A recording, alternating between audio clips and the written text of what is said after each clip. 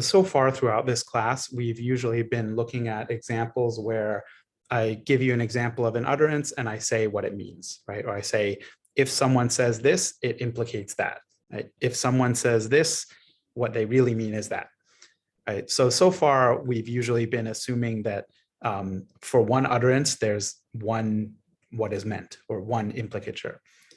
But in reality, one utterance can imply lots of things at the same time. One utterance can mean lots of things at the same time.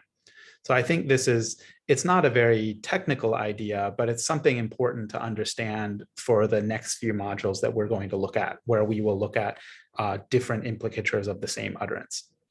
So let me just give you one quick example to illustrate how one utterance can implicate many things at the same time. So if any of you are fans of old movies or musicals, you might recognize what's being shown here. This is from the musical My Fair Lady, from the movie version of the musical My Fair Lady.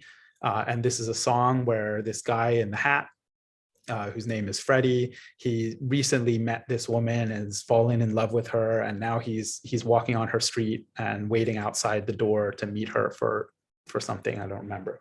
And so while he's waiting, he sings this song about how happy he is to be on the street where his lover lives. And so in this song, at one point, he says, I'm not going to sing it, but he says, I have often walked down this street before, but the pavement always stayed beneath my feet before. So what this really implies is that he used to have no special feeling when he walked on this street, but now he feels so wonderful that he's like floating in the air with happiness because he's on the street where you live, right, where this woman lives. So we can work through step by step what implicatures are needed to get from the literal meaning of this utterance to what he's actually expressing. So first of all, when he says the pavement always stayed beneath my feet before, what he's actually expressing with that is the pavement was directly beneath his feet, right? His feet were touching the pavement, right? Because technically, even if you are floating up in the sky with happiness, the pavement is still beneath your feet, right? Maybe it's 100 feet beneath your feet, but it's still there. So when he says the pavement stayed beneath my feet before, he means like my feet were touching the pavement before.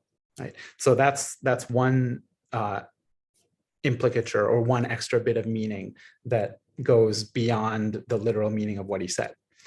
The next part of this, part two, is that he's suggesting the pavement is not staying beneath his feet now. Right.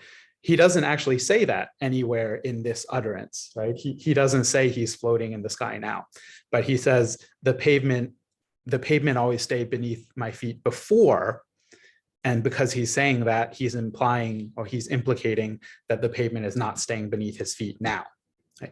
But he never literally says the pavement is not beneath his feet now. He just implicates that because he says, well, it did before. And so as listeners, we must assume that he wouldn't point out what it did before if it was still staying beneath his feet now, right? If he says the pavement always stayed beneath my feet before, then he must be about to say it's doing something different now. Right? And the last piece of meaning, right, is that he's not literally saying that he's floating up in the sky, right? But this is a metaphor expressing how happy he's feeling, right? So even if we do take the first two implicatures and get the first two extra bits of meaning to figure out, oh, his feet aren't on the pavement now he's up in the sky. And in fact, he literally says that in the next line. But anyway, those meanings aren't enough for us to understand what he really means with this utterance, because he's not literally saying he's floating several stories high up in the sky.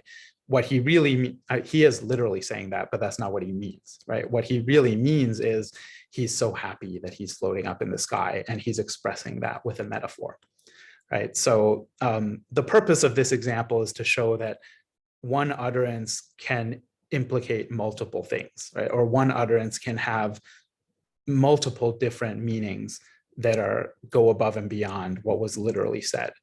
And in the next few modules, we are going to look at that in more detail and get a little bit more technical and see what are some of the possible implicatures of certain kinds of utterances.